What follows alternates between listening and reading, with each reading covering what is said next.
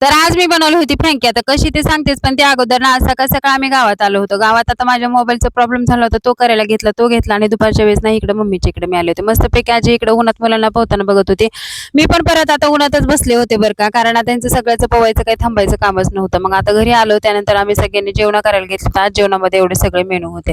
आता जेवण झालं की तोपर्यंत लगेचच आंबे आम्ही खायला घेतले होते, कारण आता आंबे भरपूर झाले आहेत. नंतर 4 वाजता चहा वगैरे झाला आणि परत ना अंगणात बसल्यावरती आता अजून हे एक आंब्याचं झाड होतं, कारण आम्ही आंब्याच्या झाडाखालीच बसले होतो बरं का. मस्तपैकी दारातलेच आंबे तोडायचे, छानपैकी भरपूर असे पिकले होते, ते आंबे काढून घेतले आणि जेवढे आंबे छान दिसतील ना तेवढे आम्ही सगळे खायला साईडला काढले होते बरं का. पहिले तर आंबे खाऊन घेतले, त्यानंतर हे दुसरं झाड तुम्हाला दाखवते बरं का. तर ह्याला पण भरपूर असे आंबे आहेत, पण आता अजून ते काही पिकायला चालू झाले नाही. मग संध्याकाळच्या वेळेस ना आम्ही फ्रँकी बनवली होती. मस्तपैकी चना मसाला, हिरवी मिरची, कांदा टाकून ना रोल छान बनवला होता आणि मस्त तुपाची धार टाकून छानपैकी फ्राय करून घ्यायचं आणि कडक मस्तपैकी फ्राय झाल्यानंतर खरंच फ्रँकी खूप छान झाली होती. चला तर मग बाय.